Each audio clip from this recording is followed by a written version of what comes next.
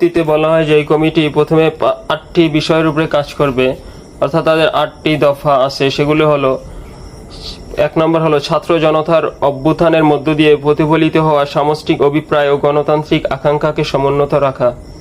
2 ছাত্র জনতার উপর সংঘটিত নির্মম হত্যাযজ্ঞে জড়িতদের বিচারের আওতায় এনে শাস্তি নিশ্চিত করার লক্ষ্যে প্রয়োজনীয় কর্মসূচি গ্রহণ করা।